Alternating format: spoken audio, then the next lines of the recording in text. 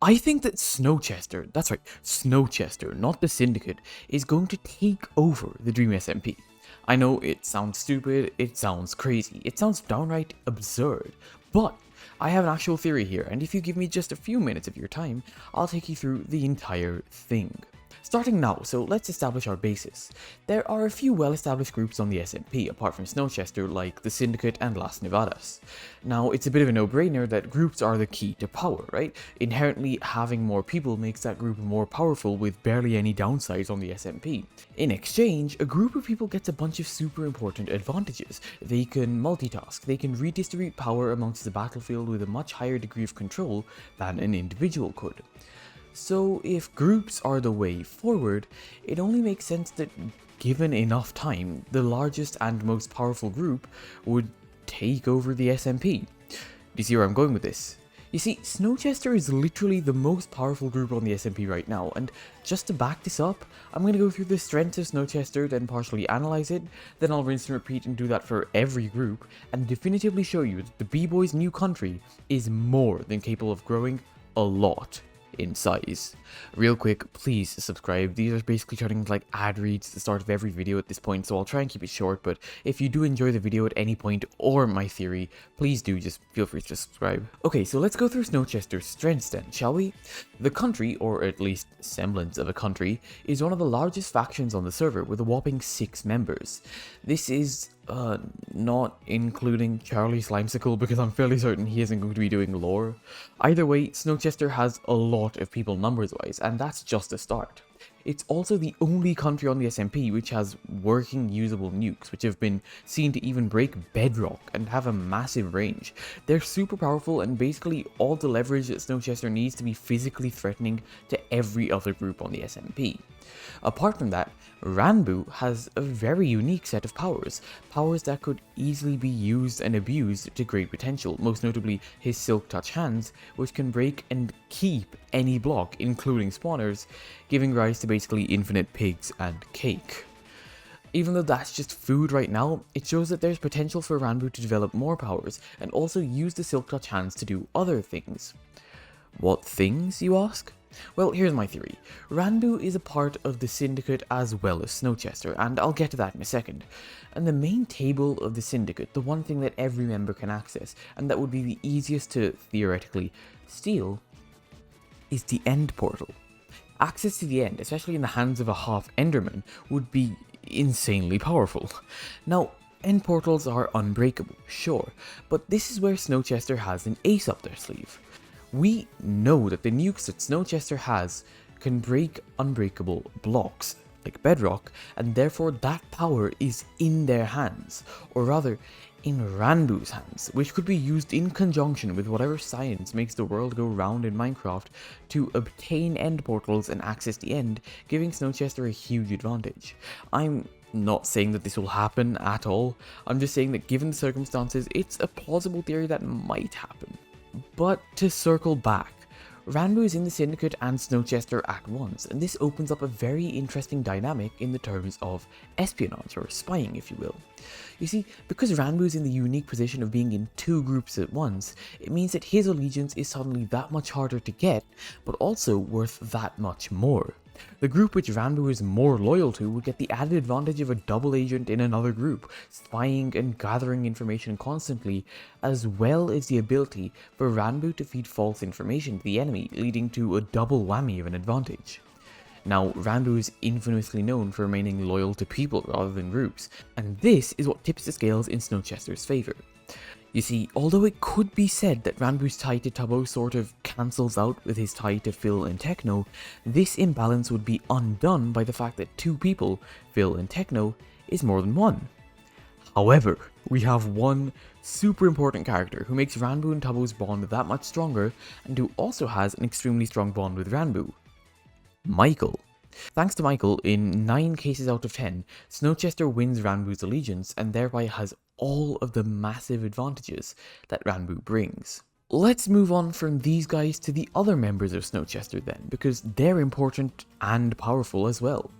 First off, you have Foolish Gamers, who despite his sunny exterior is literally an immortal god. I really don't think I need to elaborate on this one. In addition to this, Eret is also a part of Snowchester, and it's been canonically confirmed that Eret is related to Herobrine, even sharing his distinct white eyes. Again, this is just insane when you think about Herobrine's abilities in stealth and causing chaos, and thereby what Eret's relation to him might make him capable of. It's also been mentioned in the past that Eret and Foolish have actually worked together to take down what was described as a wither cult, meaning that their bond is that much stronger, they know how their partner fights, and perhaps the most important, they'll be able to deal with Techno's famous withers and combat the very real threat that they would pose to any enemy of the Syndicate. Speaking of Eret, the relative of Herobrine is powerful for other reasons, and that shouldn't just be overlooked either, because apart from having that, he's the king of the SMP with immense power and resources, and he's also very wealthy enough to fund a war and win just by bleeding the enemy dry of supplies. Lastly, the last member of Snowchester is Puffy. Puffy's main advantage that she provides to Snowchester is her extensive knowledge of the egg, how the egg functions, how to combat the egg. She's fiercely passionate about destroying the egg and is therefore incentivized to stay with Snowchester because their power will help her achieve her goal of completely destroying the Bloodvines once and for all. She's well equipped to deal with it, attack it, research it, and also has internal motivation, which makes her a powerful asset and ally.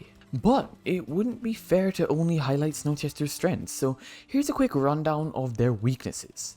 First off, Tubbo is notoriously trigger happy, and having him at the forefront of a country with this much firepower at his beck and call could lead to some disastrously impulsive and boisterous calls. Apart from that, there's the obvious Ranboo issue. Because neither is the Half Enderman stable, nor does he have full control over his powers. Ender walks constantly, voices in his head, and his emotional instability all make Ranboo that much more of a liability to Snowchester. Lastly, for Snowchester's weaknesses, although I mentioned them having nukes as one of their strengths, it's not fair to mention nukes without talking about how literally one of the two nukes that Snowchester has is missing in action, stolen from right under the noses of Tubbo and Jack.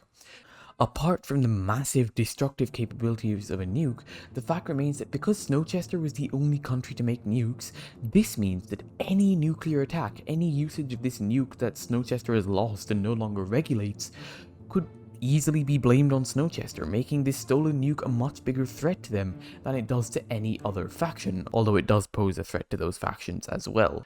Alright, so who's next? What's that?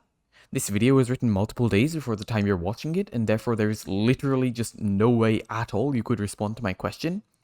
I knew you would say the Syndicate. Thanks for the input.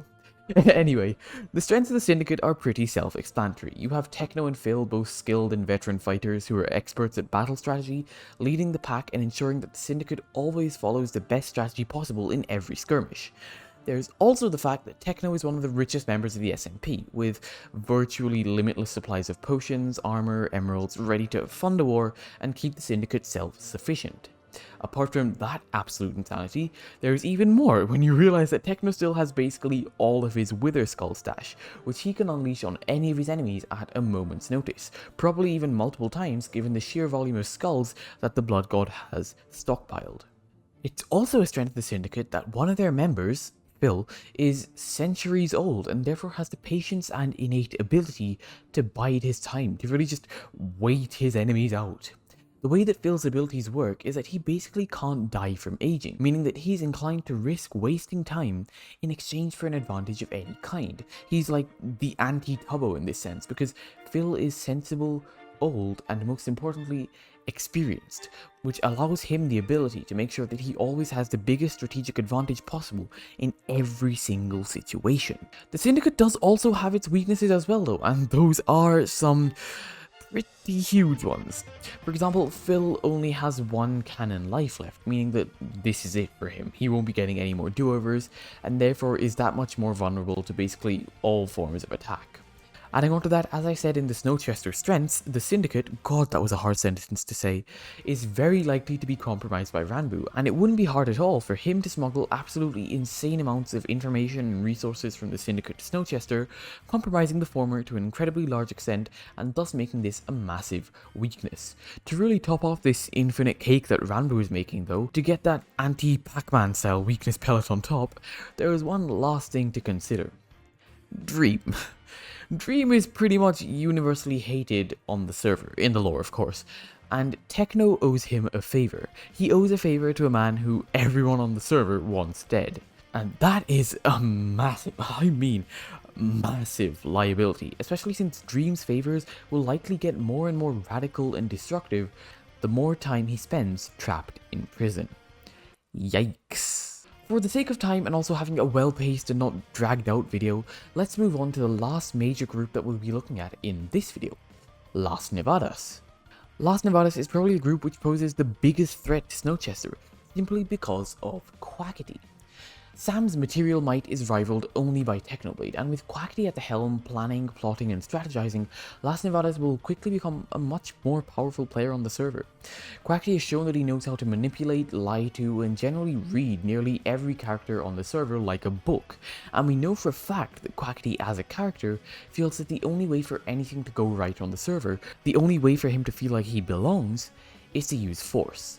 Power, violence, the language spoken in the pit, as Techno called it, and he knows that that language is the only way anyone will do anything on the Dream SMP. His motivations are strong, clear, and he's unwilling to compromise on them. He wants to belong. He tried to solve this peacefully, first by running in the LEMMiNO election and then by forming L Rapids, but both of those failed. The LEMMiNO election fell apart as soon as Quackity started to feel like he belonged, with Schlatt scorning his attempts to try and have an opinion under his rule. Because Quackity didn't have power, his opinion didn't matter to Schlatt. On the flip side of the coin, L Rapids disbanded and 3 of the 4 members, George, Sapnap, and Carl, went off and started a new faction, the Kanoko Kingdom, together. Why leave only Quackity out? Why abandon him? Why leave him behind only to make a place where he no longer belongs? Well, it's simply because they didn't remember him.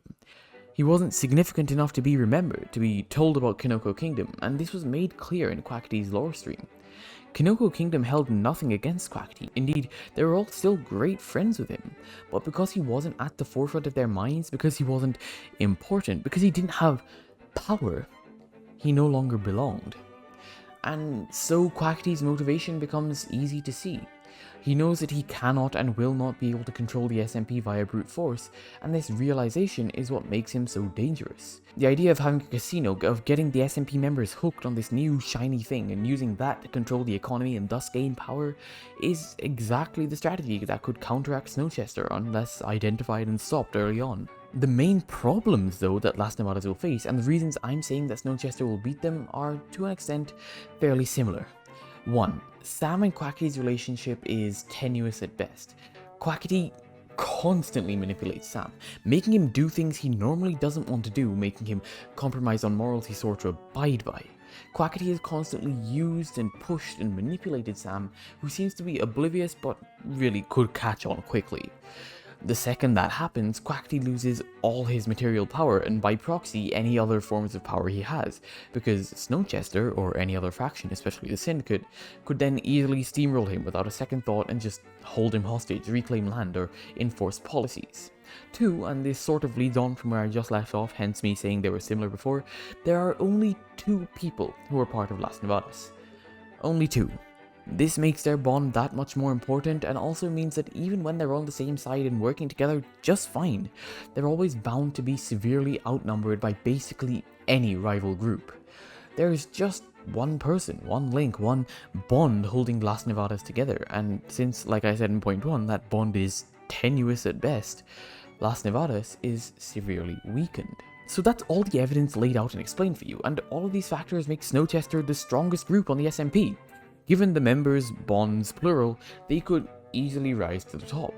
They haven't got a goal as of now, which is why they don't seem as dominant right now, but with a proper goal, like trying to destroy the egg, I can easily see Snowchester crushing their enemies and then, fresh off of that high, choosing to try and seize power.